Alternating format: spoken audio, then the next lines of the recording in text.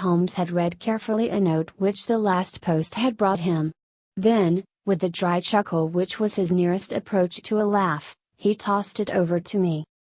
For a mixture of the modern and the medieval, of the practical and of the wildly fanciful, I think this is surely the limit, said he. What do you make of it, Watson? I read as follows. 46, Old Jewry. November 19th. Vampires. Sir. Our client, Mr. Robert Ferguson, of Ferguson and Muirhead, Tea Brokers, of Mincing Lane, has made some inquiry from us in a communication of even date concerning vampires. As our firm specializes entirely upon the assessment of machinery, the matter hardly comes within our purview, and we have therefore recommended Mr. Ferguson to call upon you and lay the matter before you. We have not forgotten your successful action in the case of Matilda Briggs. We are, sir, faithfully yours, Morrison, and Dodd. Per E. J. C. Matilda Briggs was not the name of a young woman, Watson, said Holmes in a reminiscent voice. It was a ship which is associated with the giant rat of Sumatra, a story for which the world is not yet prepared. But what do we know about vampires? Does it come within our purview either? Anything is better than stagnation, but really we seem to have been switched on to a Grimm's fairy tale. Make a long arm, Watson, and see what V has to say. I leaned back and took down the great index volume to which he referred. Holmes balanced it on his knee, and his eyes moved slowly and lovingly over the record of old cases, mixed with the accumulated information of a lifetime. Voyage of the Gloria Scott, he read. That was a bad business. I have some recollection that you made a record of it, Watson, though I was unable to congratulate you upon the result. Victor Lynch, the forger. Venomous lizard or Gila. Remarkable case, that. Vittoria, the circus belle. Vanderbilt and the Yemen. Vipers. Bigger, the Hammersmith wonder. Hello. Good old index. You can't beat it. Listen to this, Watson. Vampirism in Hungary. And again, vampires in Transylvania. He turned over the pages with eagerness, but after a short intent perusal he threw down the great book with a snarl of disappointment. Rubbish, Watson, rubbish. What have we to do with walking corpses who can only be held in their grave by stakes driven through their hearts? It's pure lunacy. But surely, said I, the vampire was not necessarily a dead man? A living person might have the habit. I have read, for example, of the old sucking the blood of the young in order to retain their youth. You are right, Watson. It mentions the legend in one of these references. But are we to give serious attention to such things? This agency stands flat-footed upon the ground, and there it must remain. The world is big enough for us. No ghosts need apply. I fear that we cannot take Mr. Robert Ferguson very seriously. Possibly this note may be from him and may throw some light upon what is worrying him. He took up a second letter which had lain unnoticed upon the table while he had been absorbed with the first. This he began to read with a smile of amusement upon his face which gradually faded away into an expression of intense interest and concentration. When he had finished he sat for some little time lost in thought with the letter dangling from his fingers. Finally, with a start, he aroused himself from his reverie. Cheeseman's, Lamberley. Where is a Lamberley, Watson? It is in Sussex, south of Horsham. Not very far, eh? And Cheeseman's? I know that country, Holmes. It is full of old houses which are named after the men who built them centuries ago. You get Lees and Harveys and Carritons, the folk are forgotten but their names live in their houses. Precisely, said Holmes coldly. It was one of the peculiarities of his proud, self-contained nature that though he docketed any fresh information very quietly and accurately in his brain, he seldom made any acknowledgment to the giver. I rather fancy we shall know a good deal more about Cheeseman's, Lamberley, before we are through. The letter is, as I had hoped, from Robert Ferguson. By the way, he claims acquaintance with you. With me. You had better read it. He handed the letter across. It was headed with the address quoted. "Dear Mr. Holmes," it said, "I have been recommended to you by my lawyers, but indeed the matter is so extraordinarily delicate that it is most difficult to discuss. It concerns a friend for whom I am acting. This gentleman married some 5 years ago a Peruvian lady, the daughter of a Peruvian merchant, whom he had met in connection with the importation of nitrates. The lady was very beautiful, but the fact of her foreign birth and of her alien religion always caused a separation of interests and of feelings between husband and wife, so that after a time his love may have cooled towards her and he may have come to regard their union as a mistake. He felt there were sides of her character which he could never explore or understand. This was the more painful as she was as loving a wife as a man could have, to all appearance absolutely devoted. Now for the point which I will make more plain when we meet. Indeed, this note is merely to give you a general idea of the situation and to ascertain whether you would care to interest yourself in the matter. The lady began to show some curious traits quite alien to her ordinarily sweet and gentle disposition. The gentleman had been married twice, and he had one son by the first wife. This boy was now 15, a very charming and affectionate youth, though unhappily injured through an accident in childhood. Twice the wife was caught in the act of assaulting this poor lad in the most unprovoked way. Once she struck him with a stick and left a great wheal on his arm. This was a small matter, however, compared with her conduct to her own child, a dear boy just under 1 year of age. On one occasion about a month ago this child had been left by its nurse for a few minutes. A loud cry from the baby, as of pain, called the nurse back. As she ran into the room she saw her employer, the lady, leaning over the baby and apparently biting his neck. There was a small wound in the neck from which a stream of blood had escaped. The nurse was so horrified that she wished to call the husband, but the lady implored her not to do so and actually gave her £5 as a price for her silence. No explanation was ever given, and for the moment the matter was passed over. It left, however, a terrible impression upon the nurse's mind, and from that time she began to watch her mistress closely and to keep a closer guard upon the baby, whom she tenderly loved. It seemed to her that even as she watched the mother, so the mother watched her, and that every time she was compelled to leave the baby alone the mother was waiting to get at it. Day and night the nurse covered the child, and day and night the silent, watchful mother seemed to be lying in wait as a wolf waits for a lamb. It must read most incredible to you, and yet I beg you to take it seriously, for a child's life and a man's sanity may depend upon it. At last there came one dreadful day when the facts could no longer be concealed from the husband. The nurse's nerve had given way, she could stand the strain no longer, and she made a clean breast of it all to the man. To him it seemed as wild a tale as it may now seem to you. He knew his wife to be a loving wife, and, save for the assaults upon her stepson, a loving mother. Why, then, should she wound her own dear little baby? He told the nurse that she was dreaming, that her suspicions were those of a lunatic, and that such libels upon her mistress were not to be tolerated. While they were talking a sudden cry of pain was heard. Nurse and master rushed together to the nursery.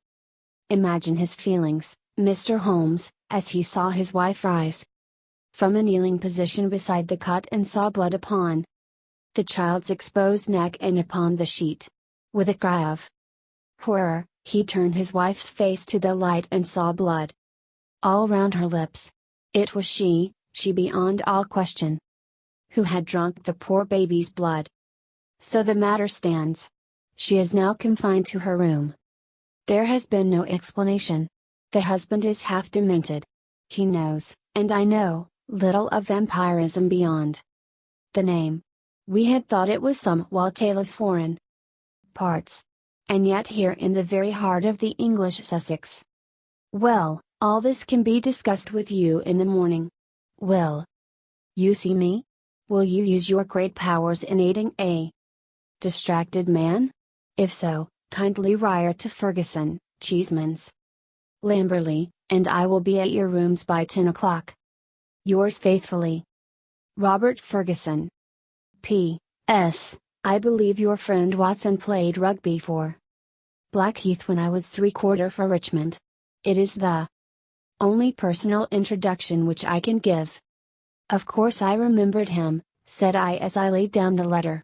Big Bob Ferguson, the finest 3/4 Richmond ever had. He was always a good-natured chap. It's like him to be so concerned over a friend's case. Holmes looked at me thoughtfully and shook his head. I never get your limits, Watson, said he. There are unexplored possibilities about you. Take a wire down, like a good fellow. We'll examine your case with pleasure. Your case. We must not let him think that this agency is a home for the weak-minded. Of course it is his case. Send him that wire and let the matter rest till morning. Promptly at 10 o'clock next morning Ferguson strode into our room. I had remembered him as a long, slab-sided man with loose limbs and a fine turn of speed which had carried him round many an opposing back. There is surely nothing in life more painful than to meet the wreck of a fine athlete whom one has known in his prime. His great frame had fallen in, his flaxen hair was scanty, and his shoulders were bowed. I fear that I roused corresponding emotions in him. "Hello, Watson," said he, and his voice was still deep and hearty. "You don't look quite the man you did when I threw you over the ropes into the crowd at the old deer park. I expect I have changed a bit also. But it's this last day or two that has aged me. I see by your telegram, Mr. Holmes, that it is no use my pretending to be anyone's deputy." "It is simpler to deal direct," said Holmes. "Of course it is. But you can imagine how difficult it is when you are speaking of the one woman whom you are bound to protect and help. What can I do? How am I to go to the police with such a story? And yet the kiddies have got to be protected. Is it madness, Mr. Holmes? Is it something in the blood? Have you any similar case in your experience? For God's sake, give me some advice, for I am at my wits' end." "Very naturally, Mr. Ferguson. Now sit here and pull yourself together and give me a few clear answers. I can assure you that I am very far from being at my wits' end, and that I am confident we shall find some solution. First of all, tell me what steps you have taken. Is your wife still near the children?" "We had a dreadful scene. She is a most loving woman, Mr. Holmes. If ever a woman loved a man with all her heart and soul, she loves me. She was cut to the heart that I should have discovered this horrible, this incredible, secret. She would not even speak. She gave no answer to my reproaches, save to gaze at me with a sort of wild, despairing look in her eyes. Then she rushed to her room and locked herself in. Since then she has refused to see me. She has a maid who was with her before her marriage, Dolores by name, a friend rather than a servant. She takes her food to her." "Then the child is in no immediate danger?" "Mrs. Mason, the nurse, has sworn that she will not leave at night or day. I can absolutely trust her. I am more uneasy about poor little Jack, for, as I told you in my note, he has twice been assaulted by her." "But never wounded?" "No, she struck him savagely. It is the more terrible as he is a poor little inoffensive cripple." Ferguson's gaunt features softened as he spoke of his boy. "You would think that the dear lad's condition would soften anyone's heart. A fallen childhood and a twisted spine, Mr. Holmes. But the dearest, most loving heart within." Holmes had picked up the letter of yesterday and was reading it over. "What other inmates are there in your house, Mr. Ferguson?" "2 servants who have not been long with us. 1 stable hand, Michael, who sleeps in the house. My wife, myself, my boy Jack, baby, Dolores, and Mrs. Mason. That is all." "I gather that you did not know your wife well at the time of your marriage?" "I had only known her a few weeks." How long had this maid Dolores been with her? Some years. Then your wife's character would really be better known by Dolores than by you? Yes, you may say so. Holmes made a note. I fancy, said he, that I may be of more use at Lamberley than here. It is eminently a case for personal investigation. If the lady remains in her room, our presence could not annoy or inconvenience her. Of course, we would stay at the inn. Ferguson gave a gesture of relief. It is what I hoped, Mr. Holmes. There is an excellent train at 2 from Victoria if you could come. Of course we could come. There is a lull at present. I can give you my undivided energies. Watson, of course, comes with us. But there are 1 or 2 points upon which I wish to be very sure before I start. This unhappy lady, as I understand it, has appeared to assault both the children, her own baby and your little son? That is so. But the assaults take different forms, do they not? She has beaten your son. Once with a stick and once very savagely with her hands. Did she give no explanation why she struck him? None save that she hated him. Again and again she said so. Well, that is not unknown among stepmothers. A posthumous jealousy, we will say. Is the lady jealous by nature? Yes, she is very jealous, jealous with all the strength of her fiery tropical love. But the boy, he is 15, I understand, and probably very developed in mind, since his body has been circumscribed in action. Did he give you no explanation of these assaults? No, he declared there was no reason. Were they good friends at other times? No, there was never any love between them. Yet you say he is affectionate? Never in the world could there be so devoted a son. My life is his life. He is absorbed in what I say or do. Once again Holmes made a note. For some time he sat lost in thought. No doubt you and the boy were great comrades before this second marriage. You were thrown very close together, were you not? Very much so. And the boy, having so affectionate a nature, was devoted, no doubt, to the memory of his mother? Most devoted. He would certainly seem to be a most interesting lad. There is one other point about these assaults. Were the strange attacks upon the baby and the assaults upon your son at the same period? In the first case it was so. It was as if some frenzy had seized her, and she had vented her rage upon both. In the second case it was only Jack who suffered. Mrs. Mason had no complaint to make about the baby. That certainly complicates matters. I don't quite follow you, Mr. Holmes. Possibly not. One forms provisional theories and waits for time or fuller knowledge to explode them. A bad habit, Mr. Ferguson, but human nature is weak. I fear that your old friend here has given an exaggerated view of my scientific methods. However, I will only say at the present stage that your problem does not appear to me to be insoluble, and that you may expect to find us at Victoria at 2 o'clock. It was evening of a dull, foggy November day when, having left our bags at the Chequers, Lamberley, we drove through the Sussex clay of a long winding lane and finally reached the isolated and ancient farmhouse in which Ferguson dwelt. It was a large, straggling building, very old in the centre, very new at the wings with towering Tudor chimneys and a lichen-spotted, high-pitched roof of horse slabs. The doorsteps were worn into curves, and the ancient tiles which line the porch were marked with the rebus of a cheese and a man after the original builder. Within, the ceilings were corrugated with heavy oaken beams, and the uneven floors sagged into sharp curves.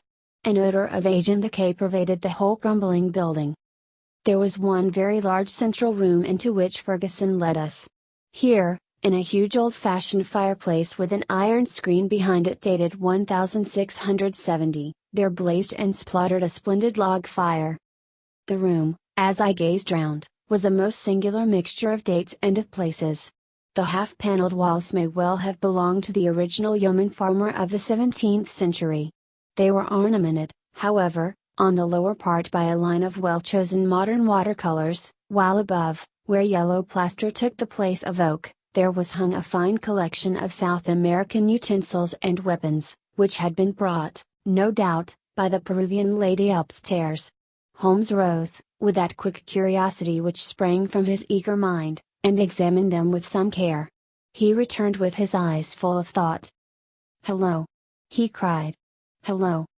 A spaniel had lain in a basket in the corner. It came slowly forward towards its master, walking with difficulty.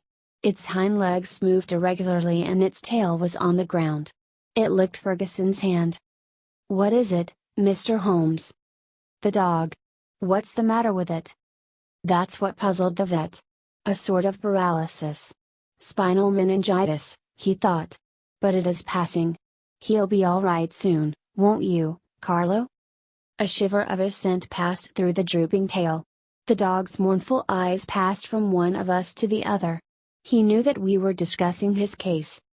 Did it come on suddenly? In a single night? How long ago? It may have been 4 months ago. Very remarkable. Very suggestive. What do you see in it, Mr. Holmes? A confirmation of what I had already thought. For God's sake, what do you think, Mr. Holmes?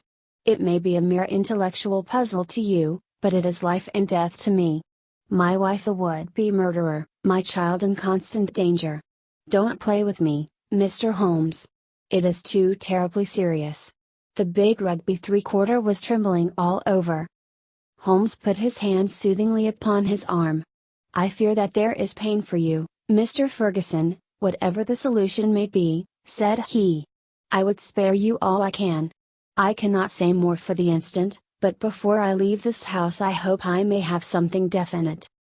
Please God you may. If you will excuse me, gentlemen, I will go up to my wife's room and see if there has been any change. He was away some minutes, during which Holmes resumed his examination of the curiosities upon the wall. When our host returned it was clear from his downcast face that he had made no progress. He brought with him a tall, slim, brown-faced girl. The tea is ready, Dolores, said Ferguson. See that your mistress has everything she can wish. Shiva ill, cried the girl, looking with indignant eyes at her master. She no ask for food. Shiva ill. She need doctor. I frightened stay alone with her without doctor. Ferguson looked at me with a question in his eyes. I should be so glad if I could be of use. Would your mistress see Dr. Watson? I take him. I no ask leave. She needs doctor. Then I'll come with you at once. I followed the girl, who was quivering with strong emotion, up the staircase and down an ancient corridor. At the end was an iron-clamped and massive door. It struck me as I looked at it that if Ferguson tried to force his way to his wife he would find it no easy matter. The girl drew a key from her pocket, and the heavy oaken planks creaked upon their old hinges. I passed in and she swiftly followed, fastening the door behind her. On the bed a woman was lying who was clearly in a high fever.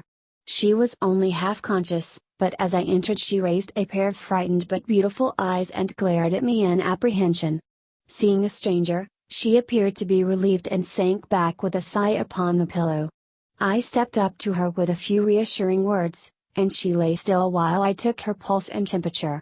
Both were high, and yet my impression was that the condition was rather that of mental and nervous excitement than of any actual seizure. She lie like that 1 day, 2 day. I afraid she die, said the girl.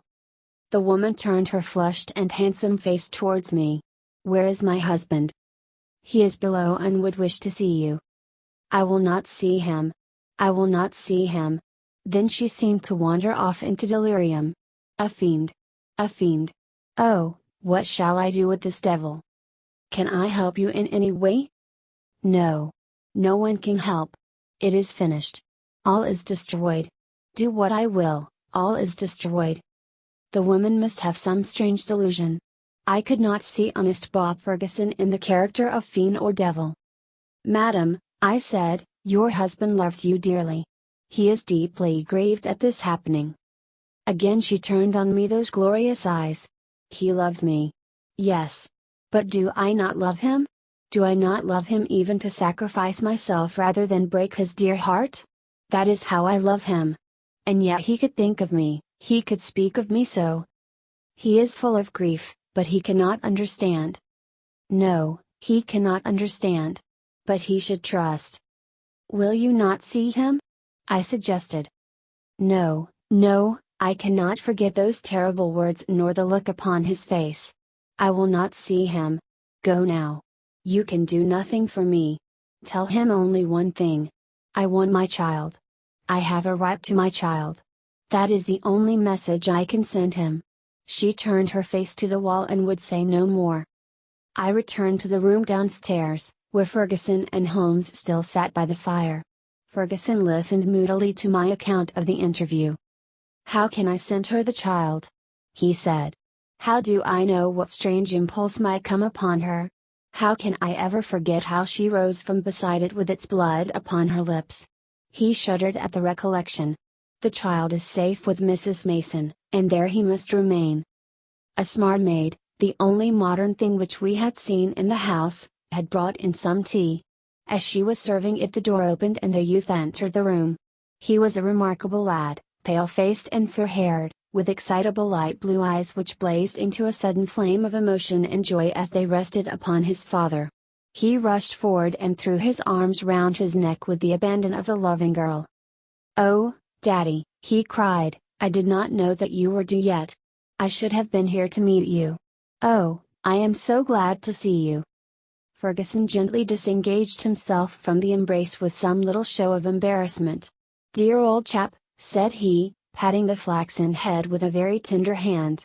"I came early because my friends, Mr. Holmes and Dr. Watson, have been persuaded to come down and spend an evening with us." "Is that Mr. Holmes, the detective?" "Yes."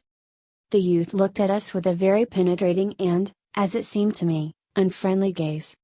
"What about your other child, Mr. Ferguson?" asked Holmes. "Might we make the acquaintance of the baby?" "Ask Mrs. Mason to bring baby down," said Ferguson. The boy went off with a curious, shambling gait which told my surgical eyes that he was suffering from a weak spine. Presently he returned, and behind him came a tall, gaunt woman bearing in her arms a very beautiful child, dark-eyed, golden-haired, a wonderful mixture of the Saxon and the Latin. Ferguson was evidently devoted to it, for he took it into his arms and fondled it most tenderly. "Fancy anyone having the heart to hurt him," he muttered as he glanced down at the small, angry red pucker upon the cherub throat. It was at this moment that I chanced to glance at Holmes and saw a most singular intentness in his expression. His face was as set as if it had been carved out of old ivory, and his eyes, which had glanced for a moment at father and child, were now fixed with eager curiosity upon something at the other side of the room. Following his gaze, I could only guess that he was looking out through the window at the melancholy, dripping garden. It is true that a shutter had half closed outside and obstructed the view, but none the less it was certainly at the window that Holmes was fixing his concentrated attention. Then he smiled, and his eyes came back to the baby. On its chubby neck there was this small puckered mark. Without speaking, Holmes examined it with care. Finally he shook one of the dimpled fists which waved in front of him. "Goodbye, little man. You have made a strange start in life. Nurse, I should wish to have a word with you in private."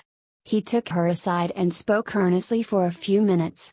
I only heard the last words, which were, "Your anxiety will soon, I hope, be set at rest." The woman, who seemed to be a sour, silent kind of creature, withdrew with the child. "What is Mrs. Mason like?" asked Holmes. "Not very prepossessing externally, as you can see, but a heart of gold, and devoted to the child." "Do you like her, Jack?" Holmes turned suddenly upon the boy. His expressive mobile face shadowed over, and he shook his head. "Jackie has very strong likes and dislikes," said Ferguson, putting his arm round the boy. "Luckily I am one of his likes." The boy cooed and nestled his head upon his father's breast. Ferguson gently disengaged him. "Run away, little Jackie," said he, and he watched his son with loving eyes until he disappeared. "Now, Mr. Holmes," he continued when the boy was gone, "I really feel that I have brought you on a fool's errand, for what can you possibly do save give me your sympathy? It must be an exceedingly delicate and complex affair from your point of view." "It is certainly delicate," said my friend with an amused smile, "but I have not been struck up to now with its complexity. It has been a case for intellectual deduction, But when this original intellectual deduction is confirmed point by quite a number of independent incidents, then the subjective becomes objective and we can say confidently that we have reached our goal. I had, in fact, reached it before we left Baker Street, and the rest has merely been observation and confirmation." Ferguson put his big hand to his furrowed forehead. "For heaven's sake, Holmes," he said hoarsely, "if you can see the truth in this matter, do not keep me in suspense. How do I stand? What shall I do? I care nothing as to how you have found your facts so long as you have really got them. Certainly I owe you an explanation, and you shall have it. But you will permit me to handle the matter in my own way? Is the lady capable of seeing us, Watson?" "She is ill, but she is quite rational." "Very good. It is only in her presence that we can clear the matter up. Let us go up to her." "She will not see me," cried Ferguson. "Oh, yes, she will," said Holmes. He scribbled a few lines upon a sheet of paper. "You at least have the entree, Watson. Will you have the goodness to give the lady this note?" I assented again and handed the note to Dolores, who cautiously opened the door. A minute later I heard a cry from within, a cry in which joy and surprise seemed to be blended. Dolores looked out. "She will see them. She will Eston," said she. At my summons Ferguson and Holmes came up. As we entered the room Ferguson took a step or two towards his wife, who had raised herself in the bed, but she held out her hand to repulse him. He sank into an armchair, while Holmes seated himself beside him, after bowing to the lady, who looked at him with wide-eyed amazement. "I think we can dispense with Dolores," said Holmes. "Oh, very well, madam, if you would rather she stayed I can see no objection. Now, Mr. Ferguson, I am a busy man with many calls, and my methods have to be short and direct. The swiftest surgery is the least painful. Let me first say what will ease your mind. Your wife is a very good, a very loving, and a very ill-used woman." Ferguson sat up with a cry of joy. "Prove that, Mr. Holmes, and I am your debtor forever." "I will do so, but in doing so I must wound you deeply in another direction." "I care nothing so long as you clear my wife. Everything on earth is insignificant compared to that. Let me tell you, then, the train of reasoning which passed through my mind in Baker Street. The idea of a vampire was to me absurd. Such things do not happen in criminal practice in England. And yet your observation was precise. You had seen the lady rise from beside the child's cot with the blood upon her lips." "I did."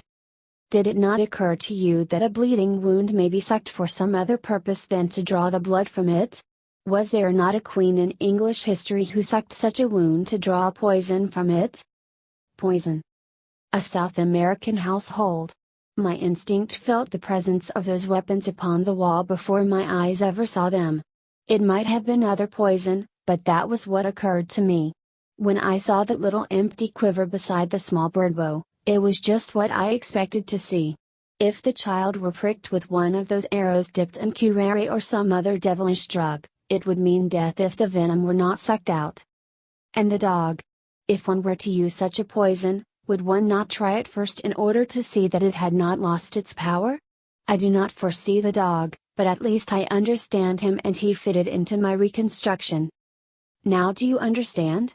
Your wife feared such an attack.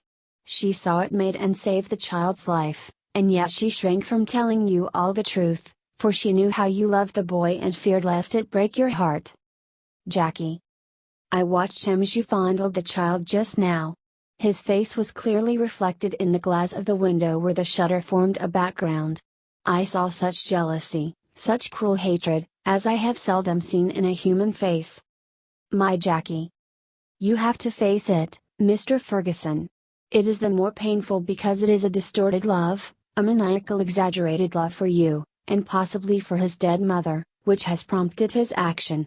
His very soul is consumed with hatred for this splendid child, whose health and beauty are a contrast to his own weakness. Good God! It is incredible. Have I spoken the truth, madam? The lady was sobbing, with her face buried in the pillows. Now she turned to her husband. How could I tell you, Bob? I felt the blow it would be to you. It was better that I should wait and that it should come from some other lips than mine. When this gentleman, who seems to have powers of magic, wrote that he knew all, I was glad. "I think a year at sea would be my prescription for Master Jacky," said Holmes, rising from his chair. "Only one thing is still clouded, madam. We can quite understand your attacks upon Master Jacky. There is a limit to a mother's patience. But how did you dare to leave the child these last 2 days?" "I had told Mrs. Mason. She knew." "Exactly. So I imagined." Ferguson was standing by the bed, choking, his hands outstretched and quivering. "This, I fancy, is the time for our exit, Watson," said Holmes in a whisper. "If you will take one elbow of the too faithful Dolores, I will take the other. There, now," he added as he closed the door behind him, "I think we may leave them to settle the rest among themselves. I have only one further note of this case. It is the letter which Holmes wrote in final answer to that with which the narrative begins. It ran thus: Baker Street, November 21st. Vampires. Sir. Referring to your letter of the 19th, I beg to state that I have looked into the inquiry of your client, Mr. Robert Ferguson, of Ferguson and Muirhead, tea brokers, of Mincing Lane, and that the matter has been brought to a satisfactory conclusion. With thanks for your recommendation. I am, sir, faithfully yours, Sherlock Holmes.